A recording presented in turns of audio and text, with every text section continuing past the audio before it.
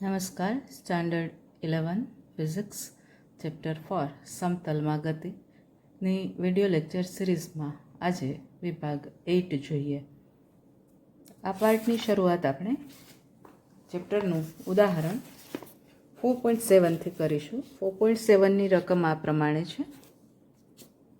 ગેલિલિયોએ તેના પુસ્તક to new સાયન્સીસમાં એવું વિધાન કર્યું છે કે 45 ડિગ્રીના ખૂણા સાથે સમાન તફાવત ધરાવતા બે જુદા જુદા ખૂણે પદાર્થને પ્રક્ષિપ્ત કરવામાં આવે તો તેમની અવધિ સમાન હોય છે. આ વિધાન સાબિત કરો. ચાલો આને ઉકેલીએ.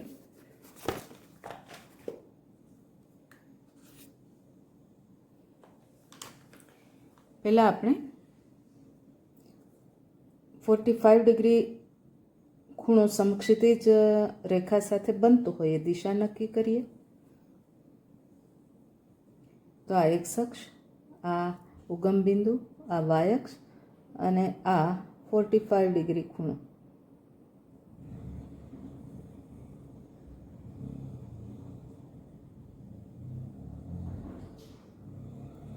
હવે 45 ડિગ્રી સાથે સમાન તફાવત ધરાવતા ખૂણા વાળી બે દિશાઓ સિલેક્ટ કરીએ તો 45 ડિગ્રીથી આલ્ફા જેટલો ઓછો ખૂણો હોય એવી દિશા મળે, દિશા 1.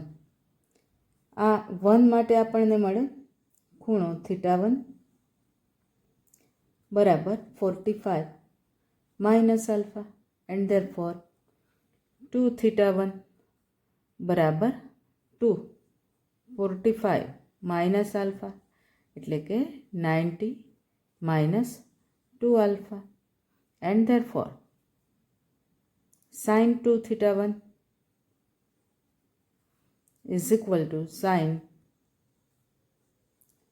90 માઇનસ 2 આલ્ફા એટલે કે sin π/2 માઇનસ 2 આલ્ફા. હવે અહીંયા સૂત્રનો ઉપયોગ કરીએ. sin π/2 minus θ is equal to cos theta. તો આપણને આ બાબત અહીંયા ઉપયોગમાં લેતા મળશે. This is equal to cos 2 alpha. હવે એ રીતે 45 ડિગ્રી સાથે આલ્ફા જેટલો વધારે ખૂણો બનાવતી બીજી દિશા લઈએ અને કહીએ દિશા 2, જેમાં આપણને પ્રક્ષેપણ કોણ મળે θ2. 45થી આલ્ફા વધારે એટલે θ2 બરાબર 45 degree plus alpha and therefore 2θ2 બરાબર 2 in bracket 45 plus alpha or is equal to 90 plus 2 alpha and therefore sin 2θ2 બરાબર sin 90 plus 2 alpha again મળશે is equal to cos 2 alpha. અહીંયા પણ આપણે આ સૂત્રનો ઉપયોગ કર્યો છે. sin π/2 plus θ is equal to cos theta. મતલબ આપણને sin 2θ2 બરાબર sin 2θ1 બરાબર cos 2 આલ્ફા મળ્યું. હવે અવધિનું સૂત્ર લઈએ તો પ્રક્ષિપ્ત પદાર્થની અવધિ r બરાબર v0 square sin 2θ0 upon g, જેમાં બંને પદાર્થને સમાન વેગ મૂલ્યથી પ્રક્ષિપ્ત કરીએ છીએ એટલે v0 અચળ, ગુરુત્વ પ્રવેગ g અચળ. તો અવધિનો આધાર sin 2θ0 પર રહે. જો આપણે આ બંને ખૂણા માટે sin 2θ1 અને sin 2θ2 સરખા આવતા હોય તો સ્પષ્ટ રૂપે કહી શકીએ કે અહીં જો બંને ખૂણાઓ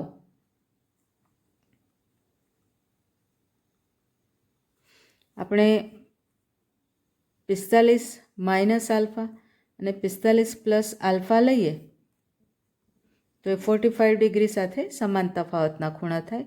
એને અનુવર્તી આપણને sin 2θ માટે અહીંયા મળશે cos 2 આલ્ફા, અહીંયા પણ મળશે cos 2 આલ્ફા. આમ આ બંને ખૂણા માટે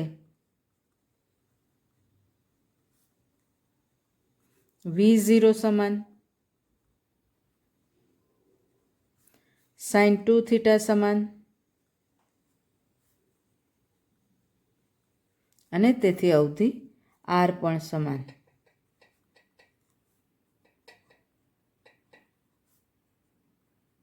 આમ R1 બરાબર R2 મળે છે. ત્યાર પછીનું ઉદાહરણ લઈએ. ઉદાહરણ 4.8. રકમ એની આ પ્રમાણે છે. એક પર્વતારોહક જમીનથી 490 મીટર ઊંચે પર્વતની ધાર પર ઊભો છે. તે એક પથ્થરને સમક્ષિતિજ દિશામાં 15 મીટર પર સેકન્ડના પ્રારંભિક વેગથી ફેંકે છે. હવાના અવરોધને અવગણતા પથ્થર કેટલા સમયમાં જમીન પર પડશે તે શોધો તથા જમીન પર અથડાતી વખતે તેનો વેગ શોધો. જેમાં આપેલું છે g બરાબર 9.8 મીટર પર સેકન્ડ સ્ક્વેર.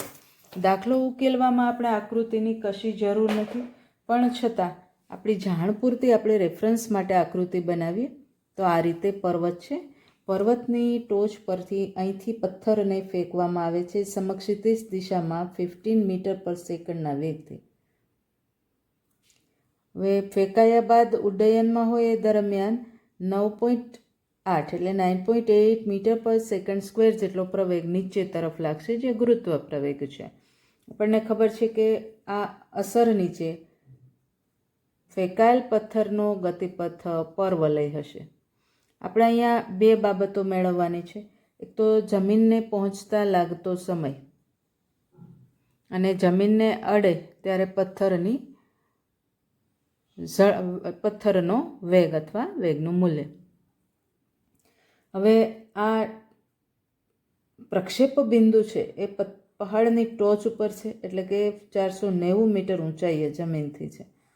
આપણે જે યામ પદ્ધતિ પસંદ કરીએ છીએ એ યામ પદ્ધતિનો ઉગમ બિંદુ આપણે પ્રક્ષેપ બિંદુ પર રાખશું. એટલે અહીંયા રાખશું ઉગમ બિંદુ O. જે દિશામાં પદાર્થને પ્રારંભિક વેગથી ફેંક્યો છે એ દિશામાં લઈએ ધન x અક્ષ, ઉપર તરફ લેશું ધન y અક્ષ અને નીચે તરફ લેશું ઋણ y અક્ષ. અને આ સંદર્ભમાં જ્યારે પદાર્થ જમીનને અડે, ટોચથી જમીનને અડે, ત્યારે એ ઋણ y દિશામાં 490 મીટર જેટલું અંતર કાપે. એટલે આપણે જે મેળવવાનું છે એને આપણે આ રીતે લખી શકીએ કે જ્યારે y બરાબર -490 મીટર ત્યારે આપણે પહેલું તો ગણવાનું છે t, અને આ સમયે પદાર્થનો વેગ ગણવાનો છે.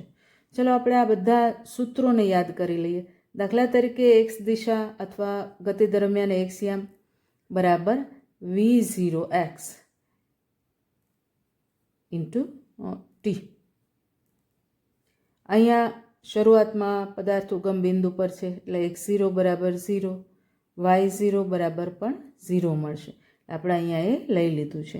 એ રીતે t સમયે y યામ yt કહીએ તો that will be equal to v0y into t plus 1/2 ay t square.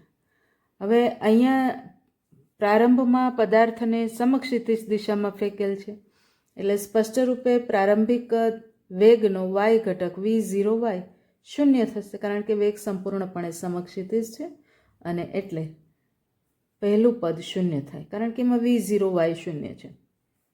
Therefore yt is equal to 1/2 ay t square. આમાં y આપણે આગળ લીધું એમ -490, ay એટલે પ્રવેગનો y ઘટક જે છે -9.8 મીટર પર સેકન્ડ સ્ક્વેર.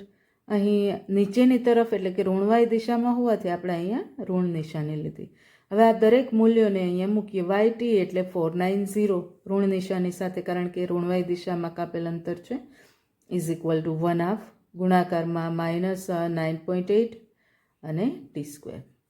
હવે જમણી બાજુએ આંકડાઓનું સાદુરૂપ આપીએ તો -9.8ના ભાગાકારમાં 2 આવશે, એટલે કે -4.9 t સ્ક્વેર આવશે. And therefore we have t square is equal to -490 upon -4.9. સાદુરૂપ આપીએ એટલે આવશે 100. વર્ગમૂળ કરીએ એટલે આપણને મળશે ટી બરાબર 10 સેકન્ડ. આ આપણો પહેલો જવાબ થશે. હવે વેગની ગણતરીમાં લઈએ તો સમક્ષિતિજ દિશાનો વેગનો ઘટક છે v0x એ આપણને આપી દીધેલો છે અને એમાં કોઈ ફેરફાર થતો નથી, કારણ કે આવા પ્રક્ષિપ્ત પદાર્થની સમક્ષિતિજ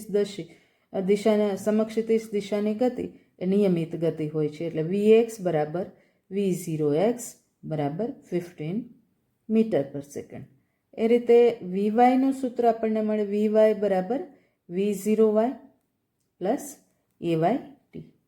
પણ v0y આગળ લીધું તો એમ શૂન્ય છે એટલે આ પદ થશે શૂન્ય. એટલે હવે મળશે આપણને ઇઝ ઇક્વલ ટુ ayની જગ્યાએ લખીએ -9.8 ઇન્ટુ ટી. હવે આમાં આ જે જવાબ મળ્યો છે એનો ઉપયોગ કરીએ, ટી બરાબર 10 સેકન્ડ લઈએ એટલે આપણને મળશે vy બરાબર -9.8 ગુણાકારમાં 10 એટલે કે -98 મીટર પર સેકન્ડ. આપણે જો વેગના મૂલ્યની વાત કરીએ તો વેગનું મૂલ્ય v is equal two √vx² plus vy². that is equal to √15² plus -98 આનું સાદુરૂપ આપીએ એટલે જવાબ આવશે અપ્રોક્સિમેટલી 99 મીટર પર સેકન્ડ. આ જમીનને અડે ત્યારના વેગનું મૂલ્ય સૂચવે છે. અહીંયા વેગ મેળવો એમ કહ્યું છે તો દિશા મેળવવી પડે, પણ ટેક્સ્ટબુકમાં એ મેળવેલી નથી એટલે આપણે અહીંયા મેળવતા નથી. અચ્છા, અહીંયા એક વિગત ધ્યાનમાં લેવાની કે આ -98નું સ્ક્વેર કરીએ એટલે એ જે મૂલ્ય આવે પ્લસ થઈ જાય અને એમાં 15નો સ્ક્વેર એટલે 225 ઉમેરવું પડે અને સાદુરૂપ આપીએ ને પછી વર્ગમૂળ કરીએ ત્યારે આપણને વી મળે. દાખલા તરીકે આપણે અહીંયા આ રીતે સોલ્વ કરી શકીએ. 15² આપણને ખબર છે 225 મળશે એટલે એના માટે આગળ નથી વધતા, પણ આ રીતે લઈએ 98 ઇન્ટુ 98 એટલે સ્ક્વેર થઈ ગયો. દેટ ઇઝ ઇક્વલ ટુ આપણને મળ્યા 9604. એમાં ઉમેરી દઈએ 15નો સ્ક્વેર એટલે પ્લસ 225. હવે એનો જે સરવાળો આવ્યો એ આવ્યો 9829. હવે એનું કરીએ વર્ગમૂળ. જે વર્ગમૂળ આવ્યું એ જવાબ આપણને મળ્યો 99.14. 99.14 જે આપણે અહીંયા 99ના ફોર્મમાં લીધો એટલે ચોકસાઈમાં બહુ કંઈ ફેર પડે એમ નથી. ત્યાર પછીનું આપણે લઈએ ઉદાહરણ 4.9, જેની રકમ આ પ્રમાણે છે. સમક્ષિતિજ સાથે 30 ડિગ્રીના ખૂણે એક ક્રિકેટ બોલને 28 મીટર પર સેકન્ડના વેગથી ફેંકવામાં આવે છે. નંબર એ બોલ માટે મહત્તમ ઊંચાઈ, નંબર બી તે જ સ્તરે પાછા આવવા માટે બોલે લીધેલો સમય તથા સી ફેંકવામાં આવેલ બિંદુથી બોલ તે જ ઊંચાઈના જે બિંદુએ પડે છે તે બિંદુના અંતરની ગણતરી કરો. ચલો હવે આને ઉકેલીએ. આપણને અહીંયા જે વિગતો આપી દીધી છે એનું લિસ્ટ કરીએ તો એમાં પહેલું છે પ્રક્ષેપણ કોણ આપી દીધો છે θ0. θ0 બરાબર છે 30 ડિગ્રી. આપણે અહીંયા એક્ઝામ્પલ 4.9નો ઉકેલ મેળવીએ છીએ. ઉદાહરણ 4.9. θ0 બરાબર 30 ડિગ્રી આપેલ છે. પ્રારંભિક વેગનું મૂલ્ય આપ્યું છે v0નું મૂલ્ય 28 મીટર પર સેકન્ડ. હવે જે પહેલું મેળવવાનું કહ્યું છે એ છે મહત્તમ ઊંચાઈ એટલે HM. બીજું મેળવવાનું કહ્યું છે એ જમીન પર પાછો આવતા લાગતો સમય એટલે ઉડ્ડયન સમય TF. અને જે ત્રીજું મેળવવાનું કહ્યું છે એ જમીન પર સમાન ઊંચાઈના બિંદુએ પાછો પહોંચે ત્યારે પ્રારંભ બિંદુથી તેનું અંતર નક્કી કરવાનું છે એટલે અવધિ R નક્કી કરવાની છે. ચલો આને ઉકેલીએ. પહેલાં આપણે લઈએ HM. તો મહત્તમ ઊંચાઈ HMનું સૂત્ર આપણી પાસે આવે v0² sin² θ0 upon 2g. That is equal two v0² એટલે 28નો સ્ક્વેર, sin θ0 એટલે sin 30 ડિગ્રી એનો સ્ક્વેર અપોન 2 અને g એટલે 9.8. હવે અહીંયા આપણે મૂકવું પડે sin 30 ડિગ્રી તો સાઇન 30 ડિગ્રી બરાબર સાઇન π/6 બરાબર 0.5 અથવા 1/2 લઈ શકીએ. અને એટલે આ આવશે HM બરાબર 28 × 28. બીજા કૌંસમાં સાઇન 30 ડિગ્રીનો સ્ક્વેર એટલે 0.5 × 0.5 અને ભાગાકારમાં 2 × 9.8. ચાલો આનો જવાબ હવે કેલ્ક્યુલેટરથી મેળવીએ. તો આ 28 × 28 × 0.5 × 0.5. હવે ભાગાકારમાં 2 છે એટલે ભાગ્યા 2, પાછું G છે એટલે ભાગાકારમાં 9.8. અને આપણને જે જવાબ મળે છે જવાબ છે 10. આમ આપણને HM બરાબર મળશે 10 મીટર. આ આપણો પહેલો જવાબ થયો. ત્યાર પછી જોઈએ છીએ ઉડ્ડયન સમય ઉડ્ડયન સમય TFનું સૂત્ર છે TF બરાબર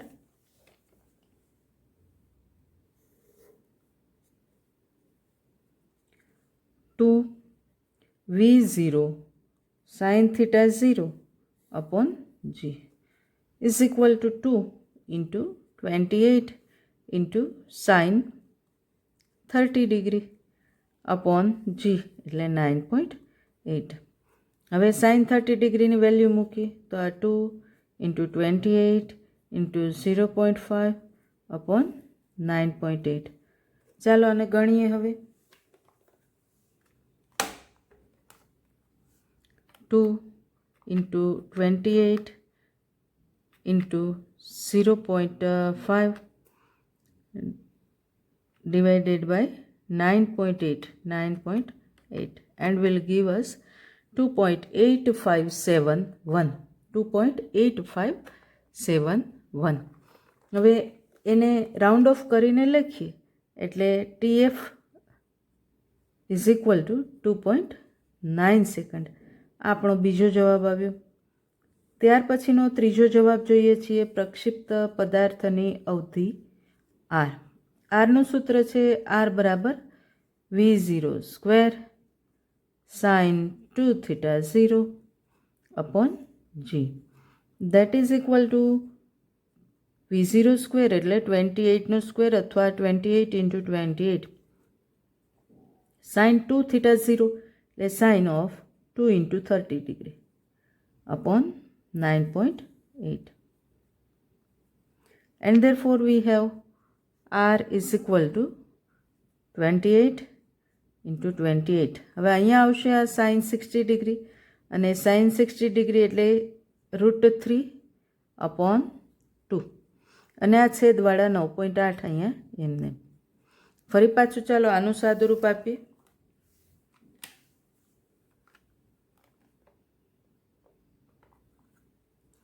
√28 × 3 divided by 9.8 divided by 2 is equal to આપણને મળ્યા 69.282. રાઉન્ડ ઓફ કરીએ એટલે આ જવાબ આપણને મળે અવધિ R is equal to 69 metre. આ આપણો ત્રીજો જવાબ થયો.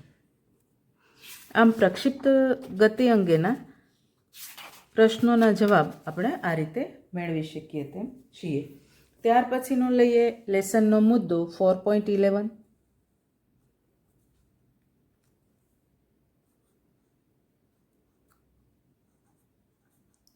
નિયમિત વર્તુળ ગતિ.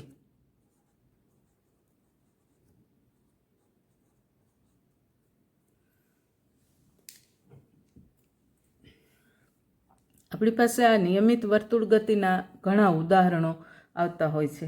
દાખલા તરીકે નિયમિત ઝડપથી ફરતી ચકરડીની ગતિ લઈએ તો એ નિયમિત વર્તુળ ગતિ છે. દાખલા તરીકે કોઈ દોરીના છેડે પથ્થર બાંધી બીજો છેડો આંગળી અને અંગૂઠા વચ્ચે પકડી અને પથ્થરને ઘુમાવીએ તો પથ્થરની થતી ગતિ નિયમિત વર્તુળમય ગતિ છે.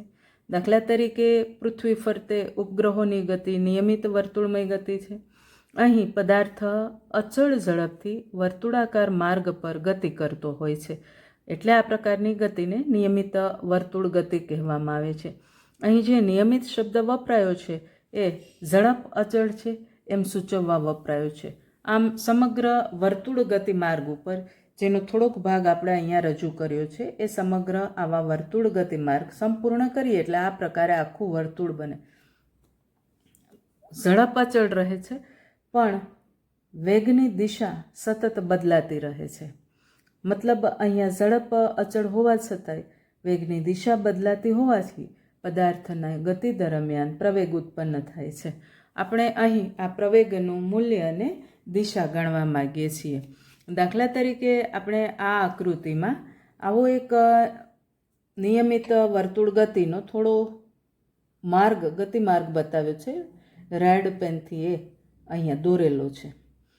માની લો કે ટી સમયે પી બિંદુ પાસે આવો નિયમિત વર્તુળ ગતિ કરતો કણ છે. ગતિમાર્ગને સ્પર્શકની દિશામાં એનો વેગ વી ટી સમયે આપણે આ રીતે રજૂ કર્યો છે. એ રીતે ગતિ કરતો કરતો ડેલ્ટા ટી સમયગાળામાં પદાર્થ પીથી પી ડેશ પર પહોંચે છે. ડેલ્ટા ટી સમયમાં કણ પીથી પી ડેશ પર પહોંચે છે અને પી ડેશ પાસે હવે કણનો વેગ ગતિમાર્ગને સ્પર્શકની દિશામાં આ રીતે વી ડેશથી આપણે અહીંયા રજૂ કર્યો છે. સ્પષ્ટ રૂપે જો ગતિમાર્ગનું કેન્દ્ર લઈએ તો વર્તુળનું કેન્દ્ર બને અને વર્તુળના અથવા ગતિમાર્ગના કેન્દ્ર સીના સંદર્ભમાં આપણે પી પાસે કણનું સ્થાન નક્કી કરીએ તો આપણને સ્થાન નક્કી કરતો સ્થાન સદિશ આર આ રીતે મળે જે અહીંયા રજૂ કર્યો. એ રીતે ડેલ્ટા ટી સમય બાદ પી ડેશ પાસે કણ હોય ત્યારે એનું સ્થાન સદિશ આર ડેશ આ રીતે મળે જે અહીંયા આ રીતે દર્શાવ્યું છે. હવે ડેલ્ટા ટી સમયગાળામાં પદાર્થનું સ્થાનાંતર કણનું સ્થાનાંતર રજૂ કરવું હોય તો એ આ રીતે રજૂ થાય સદિશ ડેલ્ટા આર બરાબર સદિશ પી પી ડેશથી. ઓકે, અહીંયા પી બિંદુ પાસે કણ છે ત્યારે એનું સ્થાન સદિશ એ ત્રિજ્યા છે અને વેગ સદિશ સ્પર્શક છે. મતલબ આર અને વી પરસ્પર લંબ થશે. એ રીતે અહીંયા આર ડેશ અને વી ડેશ પણ પરસ્પર લંબ થશે. હવે આપણે જો અહીંયા વેગનો ફેરફાર ગણી અને પ્રવેગ ગણવો હોય તો પ્રવેગનું મૂલ્ય ગણવા માટે આપણી પાસે સૂત્ર આવું આવે એ બાર બરાબર delta V by delta T. મતલબ વેગનો ફેરફાર ગણવો પડે. વેગ સદિશ રાશિ છે એટલે બે વેગોની બાદબાકી લેવી પડે. અંતિમ વેગ વી ડેશમાંથી પ્રારંભિક વેગ વી બાદ કરવો છે. તો અહીંયા આપણે એક સામાન્ય ઉગમ બિંદુ ઓથી અથવા જીથી સામાન્ય ઉગમ બિંદુ જીથી અંતિમ વેગ વી ડેશ આ રીતે રજૂ કર્યો છે અને પ્રારંભિક વેગ વી આ રીતે રજૂ કર્યો છે. આગળ જોઈએ તો સદિશોના સરવાળા અને બાદબાકીની સમાંતર બાજુ ચતુષ્કોણની રીતથી તે જો યાદ હોય તો આપણને તરત આઈડિયા આવે કે બંને વેગ સદિશોના હેડને જોડતું તીર આ રીતે રજૂ કરીએ. હેડને જોડતો આ રેખાખંડ અને જેમાંથી બાદ કરવું છે એટલે વિદેશમાંથી આપણે બાદબાકી કરવી છે તો વિદેશના હેડ પાસે બાદબાકીના સદિશનું અહીંયા હેડ મૂકીએ અને આપણને આ સદિશ ડેલ્ટા વી મળ્યો. સદિશ ડેલ્ટા વી બરાબર સદિશ વી ડેશ માઇનસ સદિશ વી અને એટલે ડેલ્ટા ટી સમયગાળામાં સરેરાશ પ્રવેગ સદિશ એ ઇઝ ઇક્વલ ટુ સદિશ delta V by delta T. આવું સૂત્ર આપણને મળવાનું છે. અહીંયા જો આપણે એવું કંઈ રચના ભૂમિતિય રીતે વિચારીએ કે જેથી આ સદિશ ડેલ્ટા વી છે એ આ ખૂણા પી સી પી ડેશ ની લંબ દ્વિભાજક રેખા ઉપર સદિશ ડેલ્ટા વી આવે એ રીતની સદિશ આકૃતિ બનાવીએ તો સ્પષ્ટ રૂપે આપણને ખબર પડે કે આ વેગના ફેરફારની દિશા અને એટલે સરેરાશ પ્રવેગની દિશા પણ વર્તુળ ગતિમાર્ગના કેન્દ્ર તરફ છે. અને હકીકતમાં બને છે પણ એવું કે આ સરેરાશ પ્રવેગ છે એ વર્તુળ ગતિમાર્ગના કેન્દ્ર તરફની દિશામાં મળે છે. હવે અહીંયા આપણે સમયગાળો મોટો લીધો છે. સમયગાળો જો થોડો ટૂંકાવી દઈએ, નાનો લઈએ તો બિંદુ પી પછી નજીક જ બિંદુ પી ડેશ આવે સમયગાળો ડેલ્ટા ટી ઘટી જાય.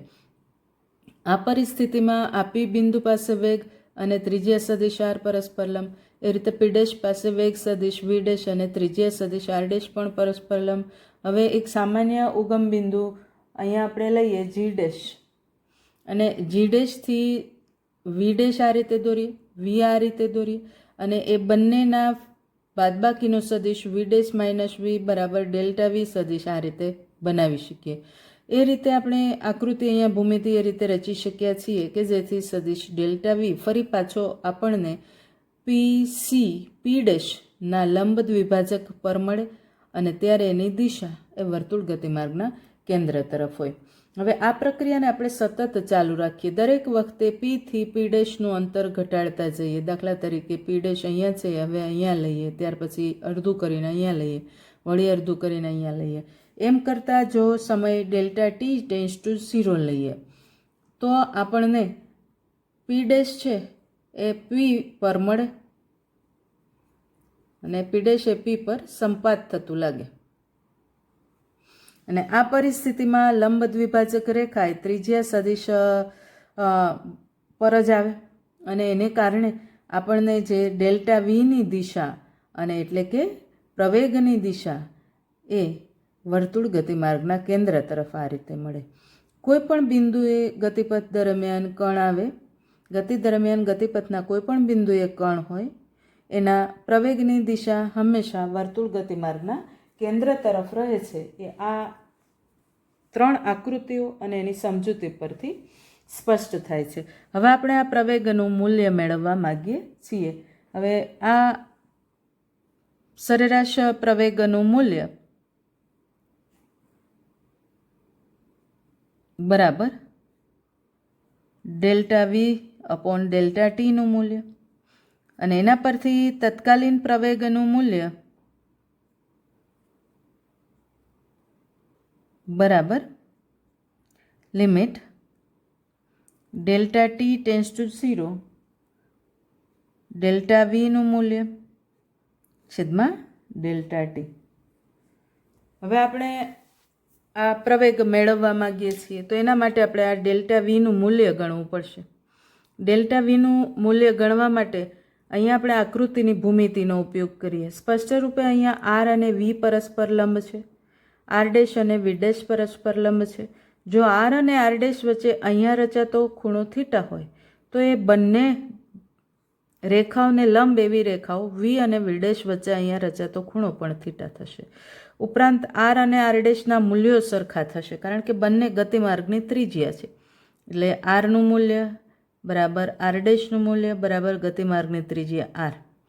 એ રીતે વીનું મૂલ્ય બરાબર વી ડેશનું મૂલ્ય, આ બંને સદિશના મૂલ્યો સરખા થશે અને એ અચળ ઝડપ વી જેટલા થશે. એટલે આ સમદ્વિબાજુ ત્રિકોણ બને, આ પણ સમદ્વિબાજુ ત્રિકોણ બને, અને બંને ત્રિકોણ બાખુબા પૂર્વધારણા અનુસાર સમરૂપ ત્રિકોણ થાય. આપણે આવું કહી શકીએ ધેરફોર ત્રિકોણ પી સી પી ડેશ સમરૂપ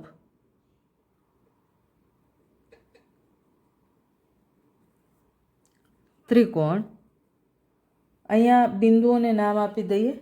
આ જી છે તો આને એચ કહીએ અને આઈ કહીએ, અને આપણને મળે ત્રિકોણ એચ જી આઈ.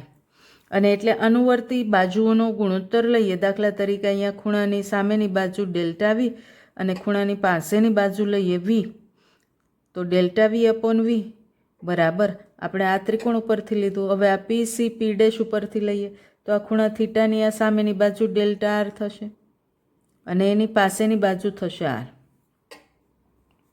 આના પરથી આપણે ડેલ્ટા વી ગણી શકીએ. Therefore we have delta V is equal to V by R. આ વીને સામી બાજુ લઈ જઈએ, અંશમાં જાય અને ગુણાકારમાં delta r. And therefore we have પ્રવેગનું મૂલ્ય હવે મળશે. પ્રવેગનું મૂલ્ય modulus of vector A is equal to limit delta t tends to 0. આ છેદમાં ડેલ્ટા ટી એમને એમ રાખીએ છીએ. હવે આ ડેલ્ટા વીના મૂલ્યની જગ્યાએ આપણે આ મૂલ્ય મૂકીએ V delta R upon R.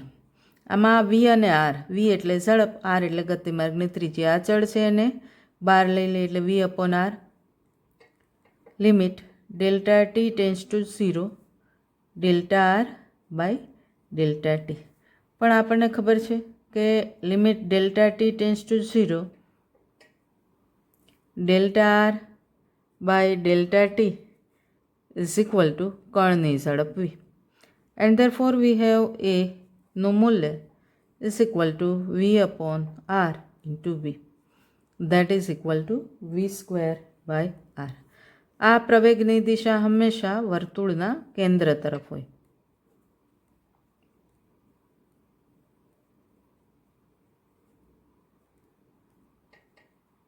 એટલે એને કેન્દ્રગામી પ્રવેગ એવું નામ અપાય છે. આને ઇંગ્લિશમાં સેન્ટ્રીપેટલ પણ કહેવામાં આવે છે. સેન્ટ્રીપેટલ એક્સેલરેશન.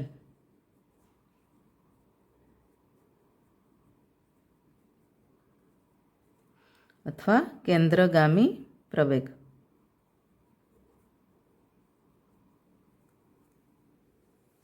અહીં નિયમિત વર્તુળમય ગતિમાં પ્રવેગનું મૂલ્ય અચળ મળે છે, પણ દિશા હંમેશા કેન્દ્રગામી રહેતી હોવાથી દરેક બિંદુ પાસે પ્રવેગની દિશા જુદી જુદી છે. આમ પ્રવેગ સદિશ લઈએ તો પ્રવેગ સદિશ અચળ નથી, પ્રવેગનું મૂલ્ય અચળ છે. આમ નિયમિત વર્તુળ ગતિની બે ખાસિયત મળી. પહેલી ખાસિયત, વર્તુળ ગતિ માર્ગ પર ઝડપ અચળ એટલે કે વેગનું મૂલ્ય અચળ.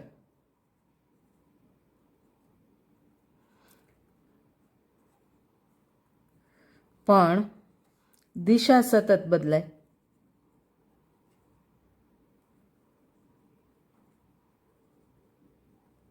એટલે વેગ સદિશ બદલાય. વેગ સદિશ અચળ નથી. એટલે આ ગતિ પ્રવેગી ગતિ છે. બીજી આપણને બાબત અહીંયા એ મળે કે અહીંયા પ્રવેગનું મૂલ્ય અચળ છે.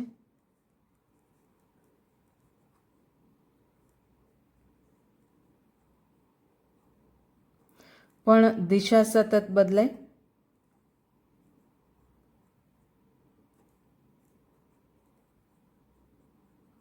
એટલે પ્રવેગ સદિશ અચળ નથી. એક માર્કના પ્રશ્નો આ બે વાક્યો પરથી ઘણી બધી રીતે પૂછાતા હોય છે, એટલે આપણે આ બાબતોને સ્પષ્ટ રૂપે સમજી લેવી પડે. હવે આપણે આ સૂત્રને એટલે કે વેગ પ્રવેગનું મૂલ્ય modulus of vector A is equal to V square upon capital R, આ સૂત્રને આપણે થોડા જુદા સ્વરૂપમાં તારવીએ છીએ. એના માટે ફરી પાછી આગલી જ આકૃતિને આપણે ધ્યાને લઈએ છીએ, જેમાં ટી સમયે કણ પી પર છે, વર્તુળ ગતિમાર્ગ પર આગળ વધી અને ટી ડેશ સમયે પી ડેશ પર આવે છે. ડેલ્ટા ટી સમયમાં કાપેલ અંતર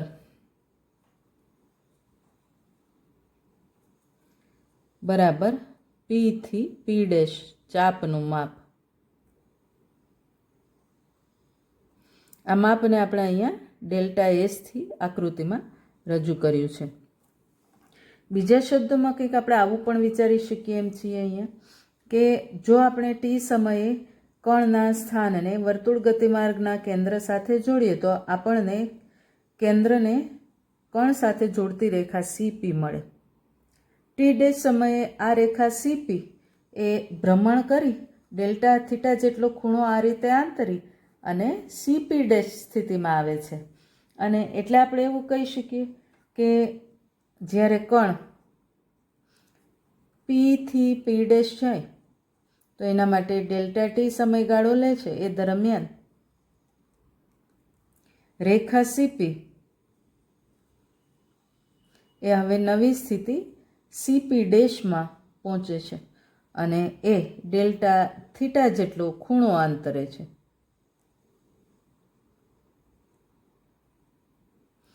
આ સીપી ડેશ અને ભ્રમણ દરમિયાન ખૂણાનો ફેરફાર એટલે ડેલ્ટા થીટા. આ ડેલ્ટા થીટાને કહીશું આપણે આંતરેલો ખૂણો અથવા કોણીય અંતર.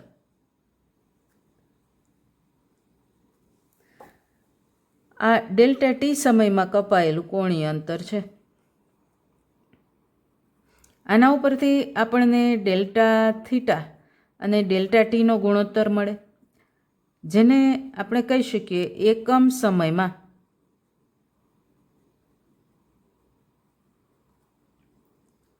કોણીય અંતર અથવા કોણીય અંતરના ફેરફારનો સમય દર.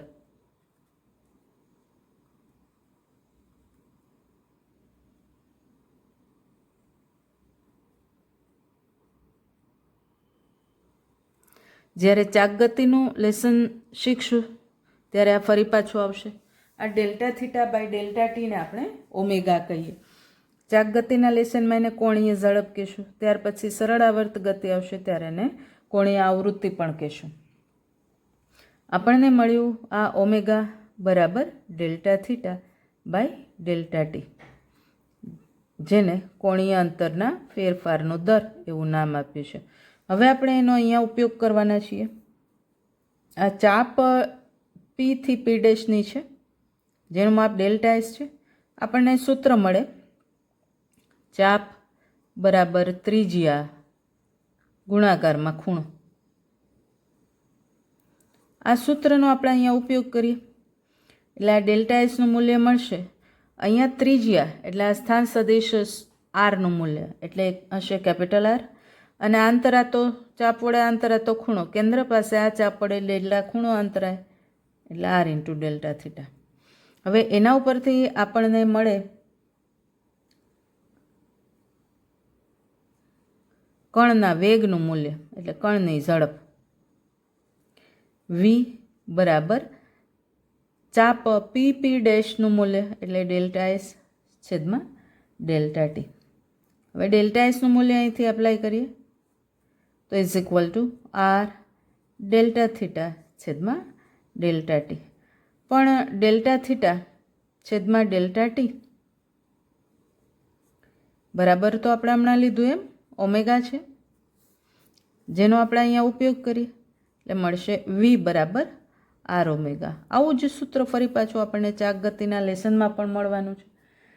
અહીંયા આપણે આનો ઉપયોગ કેન્દ્રગામી પ્રવેગના સૂત્રમાં કરવાનો છે. આગળ આપણે જે મોડ્યુલસ ઓફ વેક્ટર એ કહ્યો હતો એ કેન્દ્રગામી પ્રવેગ હોવાથી એને આપણે હવે એસી કહીશું. C is for centripetal. A c is equal to ત્યાં મળ્યું હતું વી સ્ક્વેર બાય આર. એમાં વી માટે મૂકીએ આર ઓમેગા એનો સ્ક્વેર બાય આર. સાદુરૂપ આપીએ R square omega square by R.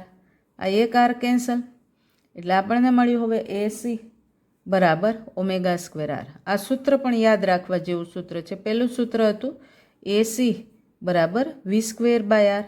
બીજું સૂત્ર આપણને મળ્યું એસી બરાબર ઓમેગા સ્ક્વેર આર. ચલો હવે આ સૂત્રને હજુ એ અલગ ફોર્મમાં આગળ લઈએ.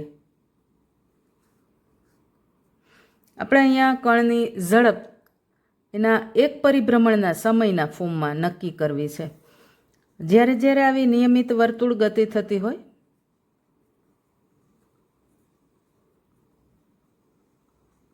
ત્યારે આવી ગતિમાં એક પરિભ્રમણ બરાબર 2πr પથ લંબાઈ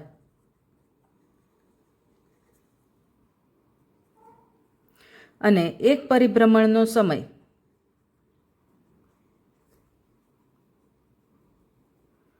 બરાબર આવર્તકાળ ટી.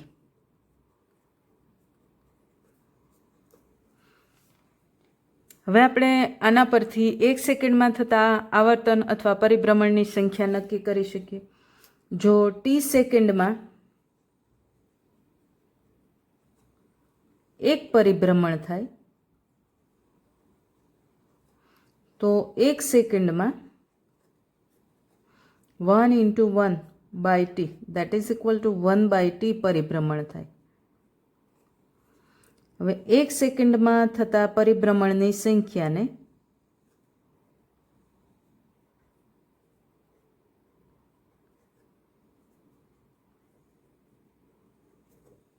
આવૃત્તિ કહે છે અને એનો સંકેત છે ન્યુ. આ રીતે ન્યુ. આ જે નવો સંકેત આવ્યો એને આ રીતે વંચાય, લખાય NU નું પણ વંચાય ન્યુ.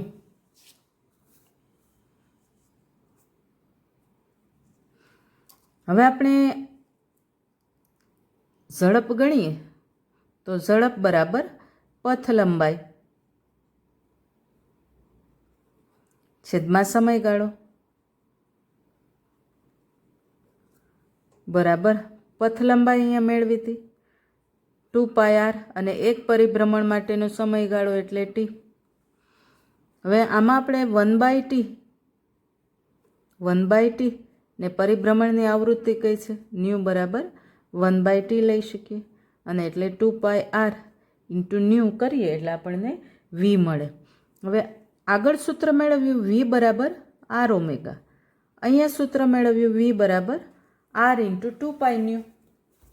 બંને સૂત્રોની સરખામણી કરીએ એટલે આપણને હવે મળે ધેરફોર ઓમેગા બરાબર 2π ન્યુ.